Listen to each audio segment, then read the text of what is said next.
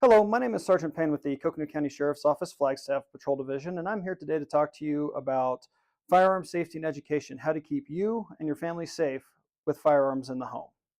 There are four fundamental firearm safety rules that are universal. The first is treat every gun as if it is loaded. The second is never point your firearm at something that you are not willing to destroy. The third is keep your finger off the trigger and straight along the frame until you are on target and have made the decision to fire. And the fourth is know your target and its surroundings. I know a lot of us, including myself, like to keep a loaded firearm in the home for home defense, self-defense, things like that. But when we have people in our home, such as children, who may have access to that firearm, we need to make sure that it's stored safely. So a good way to do that is with a gun safe. They have the large stand-up safes where you can store multiple firearms, or you can have a smaller safe, such as this, that connects to your end table, nightstand, bed frame, something like that to keep people from taking it, but you can quickly access it. This particular safe is a combination lock and a dial. They do have biometric safes that run off of fingerprints, and they also have keypad safes. Whatever is in your budget and you can afford, there's tons of them out there, and check your local gun shop or big box retailer in order to get something like this. But this will help keep that firearm away from any of the unauthorized users. So what you would do is just open up your box, place your loaded firearm into the box, go ahead and close it, lock it. Should the need arise, you can enter the code,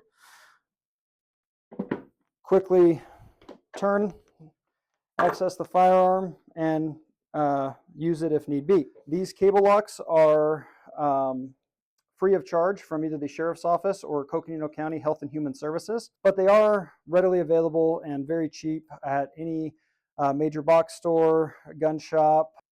And this is a great way to keep unauthorized people from accessing your firearm.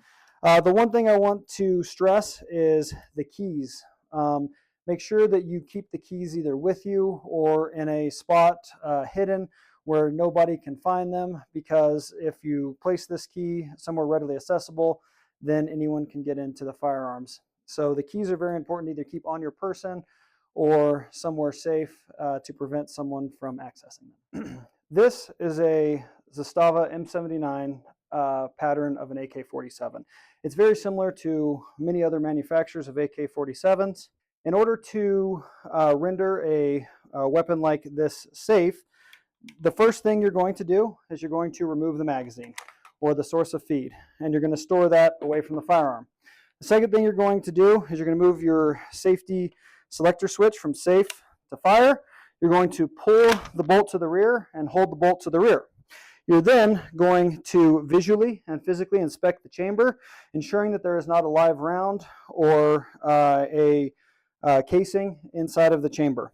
Once you've ensured that the firearm is unloaded, you can lock the firearm by holding the bolt to the rear, placing the open end of the locking mechanism through the chamber. You can then release your bolt. Once your bolt has been released, you're going to take the end of the lock, insert it in the locking mechanism. There we go. And remove the key. Now, you can move your safety selector switch from fire back to safe.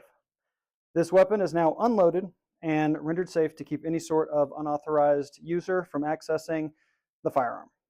I appreciate you watching this demonstration. If you have any questions, feel free to reach out to either the Sheriff's Office or Health and Human Services, and we can point you in the right direction.